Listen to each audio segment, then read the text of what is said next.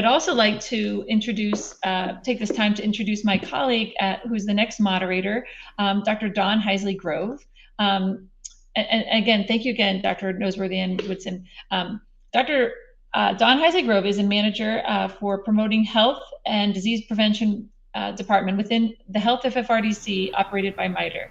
Dr. Heisley-Grove has led several projects for the CDC that leverage clinical and community data to support public health surveillance and health services research. She also supported several research and development projects for the Centers for Medicare and Medicaid.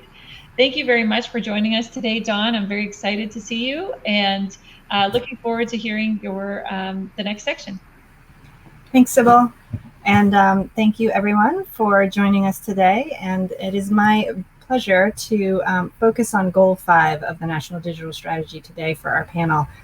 This panel focuses on what the U.S. needs to do to transform its public health digital ecosystem. As we all know, that the health and well-being of our country relies not only on the healthcare delivery system, but public health and other aspects as well. So for today's discussion, we're going to specifically focus on the second objective of that overall goal, which speaks to the need for a governing entity that will help push forward some of the changes that we're going to talk about. So I'm going to introduce our panel members so that we can get started. Our first panel member is going to be Dr. Chris Castle, who is currently a faculty at the University of California at San Francisco School of Medicine, where she's working on projects in aging and longevity, the role of technology in healthcare, biomedical ethics, and health policy. Dr. Castle, from 2016 to 2018, was the planning dean for the new Kaiser Permanente School of Medicine based in Pasadena, California. And prior to that, she was the president and CEO of the National Quality Forum and served as president and CEO of the American Board of Internal Medicine and the ABIM Foundation. Dr. Castle was one of 20 scientists chosen by President Obama to serve on the President's Council of Advisors on Science and Technology, where she served as the co-chair and physician leader of that group for reports on health IT, scientific innovation in drug development and evaluation, systems engineering in healthcare, technology to foster independence and quality of life in an aging population, and safe drinking water systems. Dr. Castle's other board service includes serving on the boards of Kaiser Foundation Health Plan and hospitals, Premier Inc., and Russell Sage Foundation. She has numerous honorary degrees and is the author of over 200 articles and author or editor of 11 books. She graduated from University of Chicago and completed her MD at the University of Massachusetts. Next, we'll hear from Vivian Singletary, who is the director of Public Health Informatics Institute, PHII, which is a program of the Task Force for Global Health. In this role, Vivian guides PHII's work to improve health outcomes worldwide by strengthening health practitioners' abilities to use information effectively. Vivian is also the vice chair of the Digital Bridge, which was launched in 2016. The Digital Bridge creates a forum for healthcare experts, public health professionals, and industry partners to discuss the challenges of information sharing and incubate solutions for a nationally consistent and sustainable approach to using electronic health data. Vivian's experience combines almost 20 years in systems development and in public health, including improving and designing and analyzing business processes and developing functional requirements for health insurance information systems, establishing PHII's Requirements Laboratory Business Unit in 2012, leading the African Workforce Planning Project, which was a tool that helps allocate healthcare practitioners to areas of greatest need in Mozambique and Tanzania, and serving as Director of Informatics Practice for the Child Health and Mortality Prevention Surveillance, or CHAMPS initiative, which addresses the causes of childhood mortality in developing countries. Vivian holds an MBA from Kennesaw State University and a JM with a focus on global health from Emory University School of Law. Finally, last but not least, I'd like to introduce Jim Daniel, who is representing our industry perspective today. Jim is a public health lead for state and local government at Amazon Web Services. Prior to joining AWS, Jim served for almost a decade with the U.S. Department of Health and Human Services, most recently as the Director of Public Health Innovation for the Office of the Chief Technology Officer, and prior to that as the Public Health Coordinator for the Office of the National Coordinator for Health IT.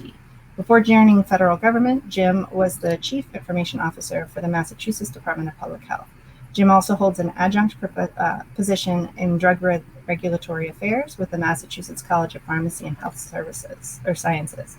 So, Chris, I'm going to turn it over to you to do our opening comments. Okay, thank you, Dawn. And I think there's one slide that I wanted to show. I hope people can see it. And it's directly taken from Chapter 5 of the MITRE Digital Strategy. And I'm not just going to go slog through all these recommendations, as important they are. I want to sort of frame them and then highlight a few elements here. One is, I'm sure some listeners might be wondering after hearing the initial panel and the lofty and really important aspirational comments that they made about why we need a digital health system and what are some of the barriers to it. Why do we then immediately turn to such a wonky topic as governance? And the reason is because, and Dr. Noseworthy referred to this briefly in his comparison with other countries and their single patient identifier, because we have a federated system, and that traditionally, and some would argue even constitutionally, public health is the responsibility of the state government, not of the federal government. And so here we live in a world in which, human health, and particularly infectious disease, doesn't respect national borders. It certainly doesn't respect state borders. And as we think about a national strategy for public health, it's just going to be important for us to understand that we're moving from a very fragmented, very not just state-based, but state and regionally, local public health department-based, to try to understand how to understand this as a nation, which we absolutely must do if we're going to get it right and be prepared for whatever the next health emergency is. The second sort of unique thing, I think, in our country is that public health and the healthcare delivery system have traditionally been two entirely separate silos.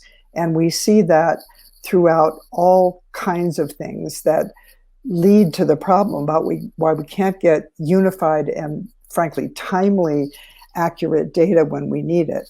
So the reason for governance is that we're going to have to bridge those divides, which is why Vivian will talk to us about the digital bridge and why it has those names. So if you look at the recommendations from our report, the first one is about funding. Develop an enduring funding strategies that encourage a systems approach to public health. So let's think of it this way, that we spend about 3% of the more than $3 trillion that we spend on healthcare. Less than 3% is spent on public health.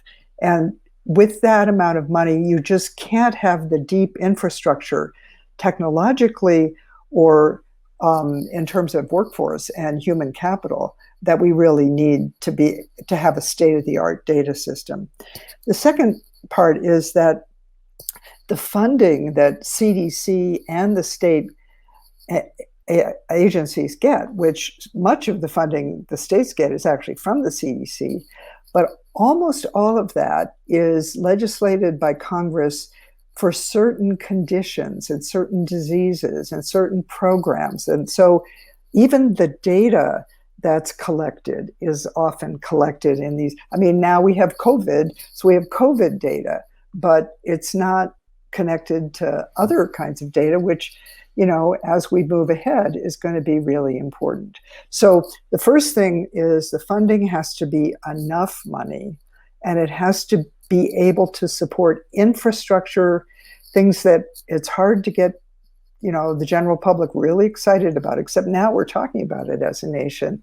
Infrastructure and long-term funding. So not just this year, not with the pendulum swinging with every change in the political leadership, but some sense that this is beyond politics, and this is really something that needs to be funded for the long haul.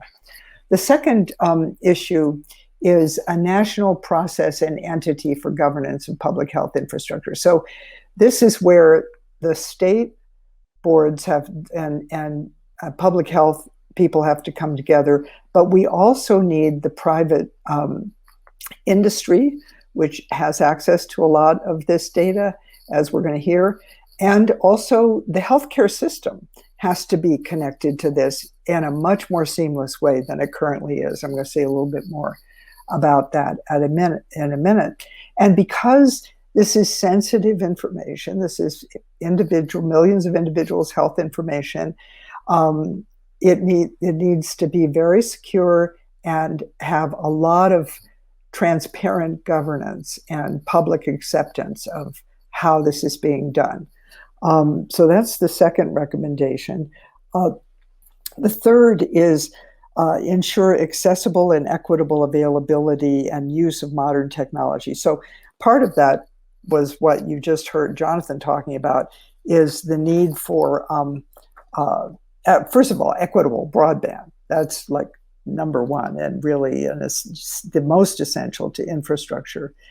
But there's also a way of looking at existing data platforms and getting our smart technology people to figure out, do we need to rebuild a whole new national platform, or can we repurpose existing platforms that are already out there? And so that's part of looking at the nation as a whole and all of the different entities that need to be covered. And importantly, as part of that, the workforce.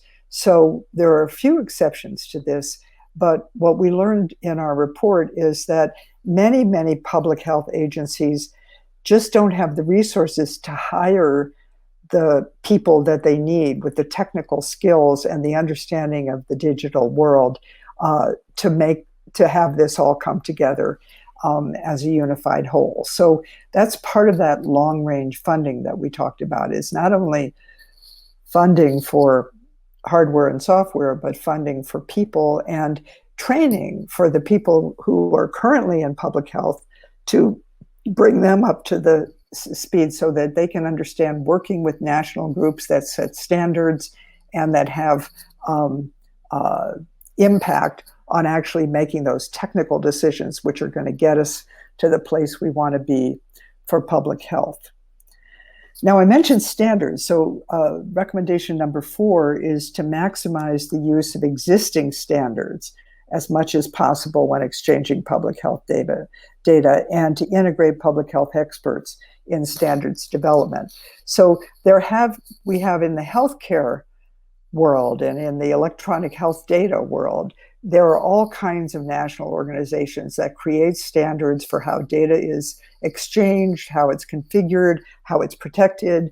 And there haven't been many public health people who've been invited into that process. And again, the silos have been kept rather different. And, one of the ways I've thought about this is that the Office of the National Coordinator, HIT, which oversees the standards for electronic health records, the nation put billions of dollars into getting the whole country up and running on electronic health records. And even for all of the flaws and challenges we still have, it has really transformed the healthcare data world in a major way. But that data doesn't easily flow to public health, and there's no technical or conceptual reason why it couldn't if we had a governance body that would agree upon what the standards would be, and then we had the right people in the public health sector to understand those interfaces. There's actually a law that a new regulation that was just implemented by the Office of the National Coordinator that came out of the 21st Century Cures Act, intended to open the interfaces of the EHR and make them more interoperable. And the language of the legislation primarily is oriented towards giving patients more information for their health, their own personal health. Well, that's all fine and good, but 2 major points that could be added to that. One is a lot of that data that they may get if they have access to their electronic health record isn't very understandable to them. it isn't very useful for them. And secondly, why not have the same kind of open interface to authorized users that would be immediately available to public health entities throughout the country, so that you could really get real-time data and not wait for what we have now, by and large, which is that the hospitals have to report to the public health entities, the public health entities report to CDC, and there's just inevitable gaps in that. And the other reason, the last reason why it would be useful to individual patients as they get their data, if they understood the context of their community and their state. I mean, right now, the guidance on COVID is it depends on what the positivity rate is in your state, and ideally what the Delta positivity rate is in your state. Well, how are people supposed to know that? I mean, you can look on CDC, you could read the newspaper, but if you had it from a trusted health entity in your locale in real time, it would create a level of health literacy and public health literacy over time that I think would really benefit us as we face other health emergencies. So I'm going to stop there, Dawn, and turn this over to Vivian. Thank you, Dr. Castle. Very insightful information that you shared. And thank you for having me here today, Dawn, to talk about Digital Bridge. And I think you touched upon the highlights of Digital Bridge, that it was launched in 2016, and it creates a forum for healthcare experts, public health professionals, and industry partners to discuss the challenges of information sharing and to incubate real solutions for nationally consistent and sustainable approach to using electronic health data, a lot of which you just talked about, Dr. Castle, very important. One of the unique characteristics of Digital Bridge is the commitment to bi-directional information exchange.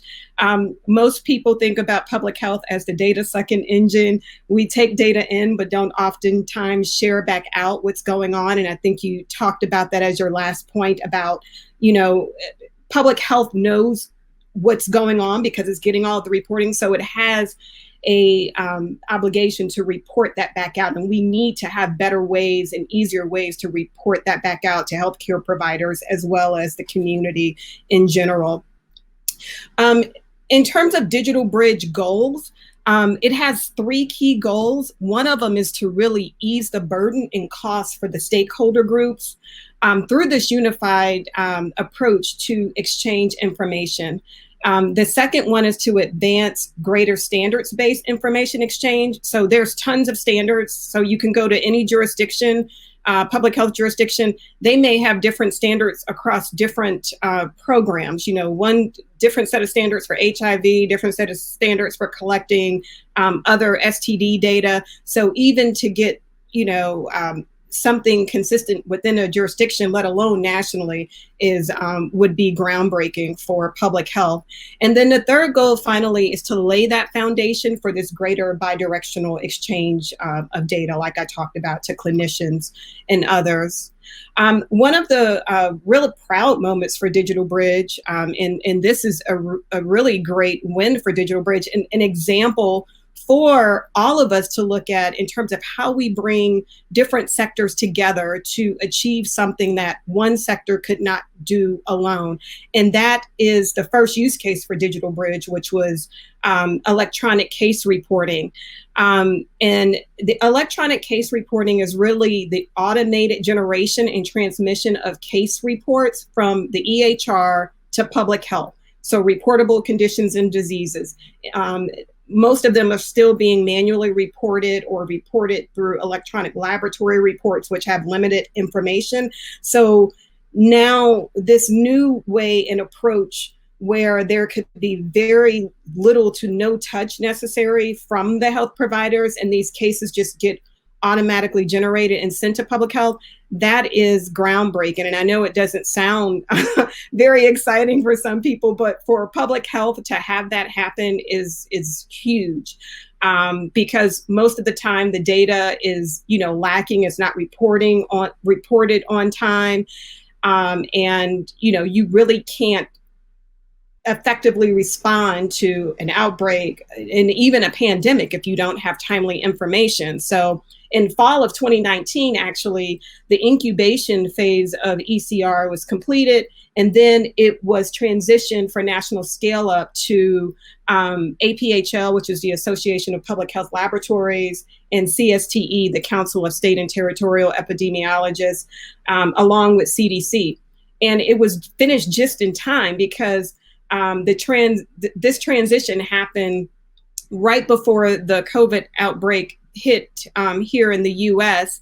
And it's really been focused on by these partners and widely scaled up over the last 18 months, primarily to improve the timeliness of reporting of COVID-19 data.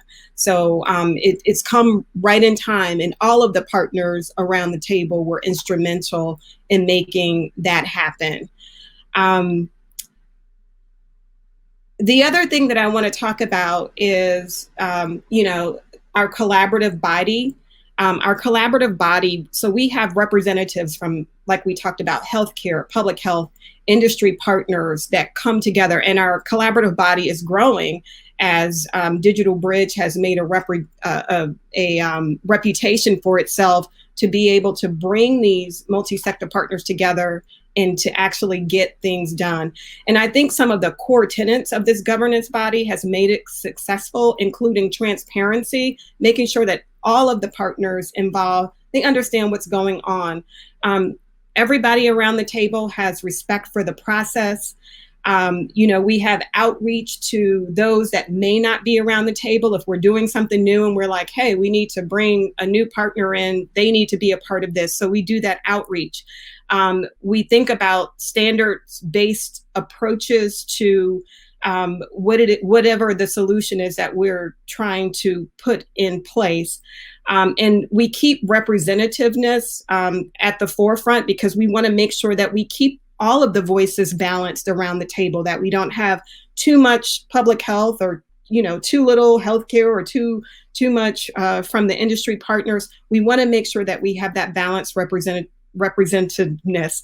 And finally, trust. We've had to build up trust over the last 5 years of working together. And I think Digital Bridge has been extremely successful. We're on to a new use case. And I think it really represents an opportunity for us to look at how we can govern how we go forward in transforming public health for the future, really modernizing public health information systems, infrastructure, and data sources. PHII, recently, we released a report entitled Build Back Better. This work was funded by the Robert Wood Johnson Foundation, and the report really focuses on providing some recommendations on how we can transform public health information systems, infrastructure, and data sources through the lens of equity. So we all know that public health really is an information business. And most recently and dramatically evident is how all levels of the public health system require information to understand and respond to a pandemic, COVID-19, at the top of mind. And furthermore, information is central to the fight against other public health threats and emergencies. And we also need this data so that we can improve health equity. So we've seen, unfortunately, how lack of data did not allow us to be able to respond in a timely fashion and really understand what's going on out in our communities. And without that data, we cannot do justice to taking care of our communities. And it's clear that public health suffers from this lack of sufficiently coordinated and funded, and just a very, organized approach to the way that we build and maintain the information systems. Every jurisdiction in the past has kind of gone it alone. And so it's now time for us to come together to do this as a coordinated effort. And it doesn't mean that we do every little thing in healthcare and in public health, but it means that we have to focus on those areas that we believe need to be nationally networked and nationally coordinated, and those around outbreaks and pandemics are ripe for this type of coordination, for sure. I want to offer you just a couple of key things from this report that we have to say in terms of recommendations, in terms of what do we need to really do to make a change, a real change in public health. And the first one is leadership. So real change in public health is a group effort, just as I described. And it really takes these energetic leaders, to lead. Both grassroots efforts can help, and so it has to be bottoms up and tops down.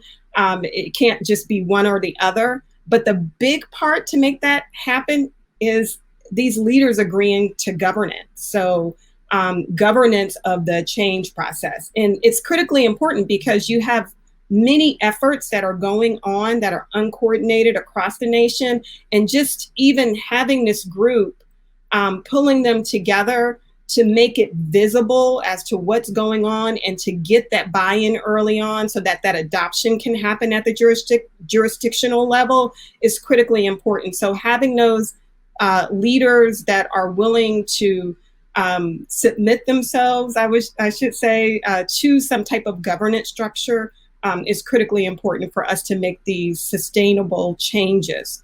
And I would say for public health in general, we have to be open for change. We can't just keep business as usual. We really have to look at how we leverage other sectors to do things better going forward. Innovation, critically important. There's lots of new technology that can automate many of the things that we do. There's, new ways and approaches of doing things, technologies that may have existed for many years, but can be applied to public health in a different way. So we need to bring innovation to the forefront as well. Also getting into technical expertise and workforce. So our workforce is going to have to be retooled with new technical expertise to be able to transform public health in a way that it's never seen before. So we have to, and there's lots of funding that's coming in to public health to help strengthen our IT and informatics workforce for public health, but that too has to be long-term sustainable funding so that we can, not only educate the students that are coming out of our colleges, but also to retool and retrain our current workforce. So that's going to be critically important. And last but not least, I want to point out that we also need to follow data standards. This is incredibly important. I would love to see us one day come together with a common data dictionary that we could use. And again, whatever that scenario is, whether it is, outbreaks and pandemics, we're focusing on that we can have this joint data dictionary so that when we exchange data, we all know that we're exchanging the same types of data so that we can have a national view of what's going on during these critical times. And in my final closing, I want to offer you this. It's an old African quote. If you want to go fast, go alone, but if you want to go far, go together. And Digital Bridge is all about going together.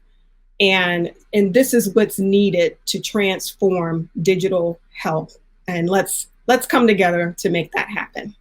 And now I'm going to turn it over to my colleague, Jim Daniel, to talk more about how we can do that. Thanks, Jim.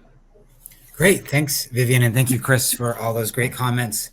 And from an industry's perspective, I think there are things that I would like to focus on where I see industry playing a key role. Obviously, we want to help public health really modernize their public health infrastructure and think about both scalability and sustainability.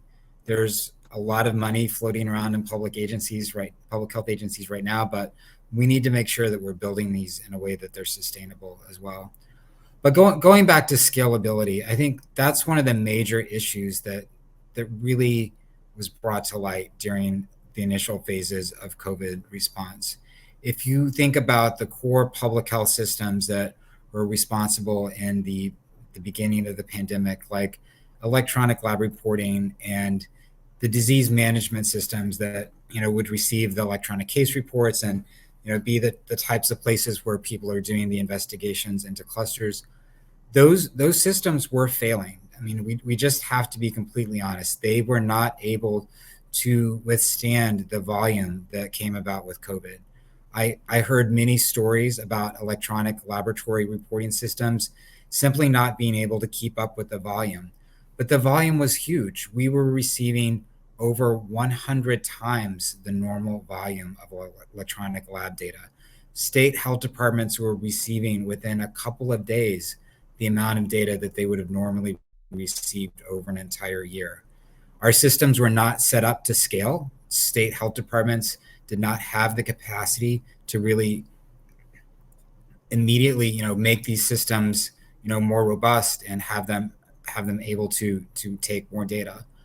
We saw the same types of situations happening with just some of the simple, well, not simple, but some of the basic tasks that public health had to do during the response, like generating reports for a governor, using the typical programs that epidemiologists like to use, like SAS, for their analytic environment.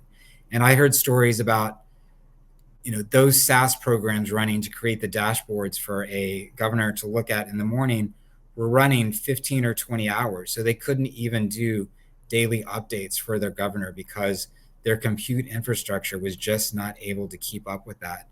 And then as we moved into the stage with mass vaccination campaigns, we certainly saw the challenges there as well with our immunization information systems, which are really key to keeping track of immunizations. Part of the requirements of any provider who received COVID vaccination was that they had to report these vaccinations to the state immunization information system. And again, the volume of data coming into these immunization information systems was just logarithmically higher than what they were normally used to. And, I heard of states that, quadrupled the number of servers that they had, up to 100 servers, but still were not able to keep up with the volume and actually had to put in business rules with their providers about the number of times that they could connect to the immunization information system, just so that they could make sure that their system didn't go down. And that's not, you don't want to be limiting the clinical guidance that you're getting from these immunization information systems during a time like this. So it really is, I think, a critical part of modernizing our public health infrastructure to think about the scalability that we need there. And one of, I think, the most important things to do there, and that's where I think the partnership with industry comes in, is really thinking about how we stop thinking about supporting these systems on premise, which means, that they're running on a server in your Department of Public Health, and start thinking about moving these to the cloud. Because when we're running on these systems on the cloud, scalability comes in automatically. If all of a sudden the volume starts to increase 100-fold, that's not an issue when you're in the cloud. That automatically scales. New servers are spun up virtually and they can handle that volume. Whereas if you're trying to do this on premise, you have to start with purchasing those servers, to come in and fill it in. Even just purchasing in the state health department can take months, and then there's the whole process of installing them and getting them up and running. You avoid all of that, and it's all automatic when things are running on the cloud. So it seems like a fairly simple thing to think about, but it is a challenge still, I think, for many health departments to think about migrating some of these core systems to the cloud. There are concerns about security, concerns about having industry partners have access to your data. That's really not what putting your systems on the cloud is about. The security is always a shared model with the customer, where the cloud service provider really provide you with some core security that you're not really even going to have in the most secure on-site physical server room. And then there's a shared security model as well to really control who has access to the data, make sure that all the HIPAA compliance and other public health regulations are in compliance.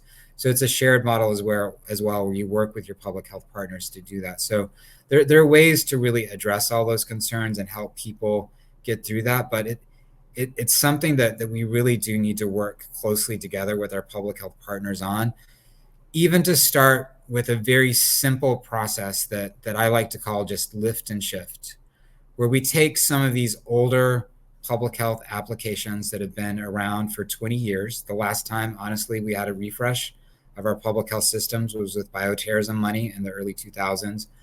But we can take these older systems and just put them on the cloud and get us through this crunch time that we're still in with COVID response.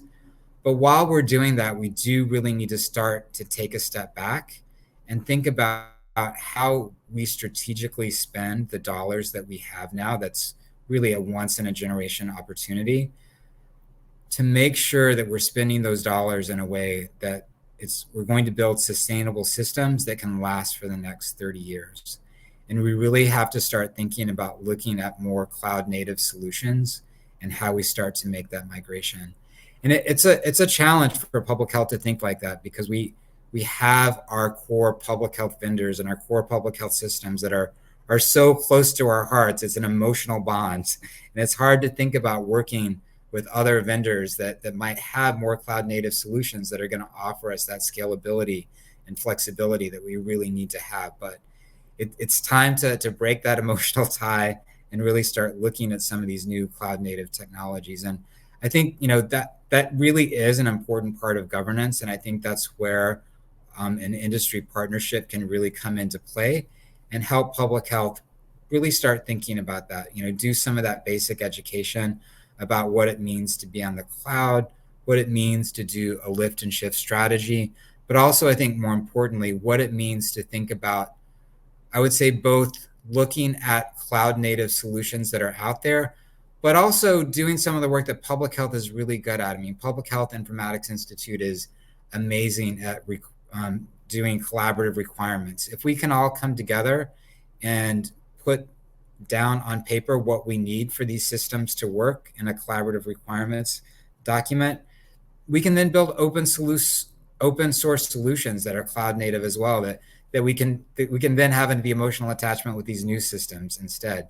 So I think there's a lot of work that we can do together, and industry is really excited to be a part of that, and I think there's a lot that we can bring to the table. So I'll stop there so we have time for some questions. Thank you, Jim, and thank you, Chris and Vivian, for your comments too. I just want to note one theme throughout all of your comments was we need to come together, we need to work together, and each of you had different perspectives, which I loved. So we have a couple of questions from the audience. The first one is from Danny in McLean, and he asks, would like to know how we would leverage digital health by comparing our challenges with other countries who have already accomplished this? And I was thinking maybe, Chris, you could try to answer that. Well, that's a really good question. I don't want to be too cynical about it, but I would say that we have looked at, as somebody who's worked in the health policy arena, and particularly around the aging of the population, there are many, many useful things we could learn from other countries in different models of healthcare. It's not all, socialized medicine or market-based systems. There's actually all kinds of different approaches to the way you bring those two things together. But the difference is that there's a lot more of a unified sense in most of the countries, I think that John Noseworthy was talking about, of public health and the healthcare system being one thing and sharing a national database. Those two things can just transform everything that we're talking about, many of the things that we struggle here with, the kind of technical changes that Jim was describing. So I think the problem is that as a country, we tend to not look to other countries for solutions. And, whatever the sociologic or sociopolitical dynamic about that makes it actually, more difficult, it seems to me, to try to learn from other countries. Although I think the private sector has a large voice in healthcare in our world. And if leaders in the private sector, who I know are equally concerned and looking for solutions, can bring in some of those insights from other countries, that could lift those insights up and have them be more acceptable in the policy arena. Jim, I think you wanted to add something there. Yeah, I could definitely build on that theme. One of the projects that I was working on actually when I was at the U.S. Department of Health and Human Services was the Global Digital Health Partnership, which was really built on the premise, Chris, that you're talking about, which is the health IT suppliers, that they are not focused on one country. They generally work across multiple countries. They would love to work with us on doing things in a similar fashion, doing things in a streamlined, promoting best practices. So the Global Digital Health Partnership was actually all about bringing together countries, bringing together the health IT suppliers, and talking about best practices and how, even though there are core differences in our healthcare systems, there are models that we can share and best practices. And one of the really great public health focused activities that came out of that was actually a public health data analyst exchange program with the UK, where we brought about 10 public health analysts over from the UK to spend 2 weeks here and really understand what happens at the US. And then we sent 10 local health analysts through a collaboration with NACHO and HIMSS over to the UK as well.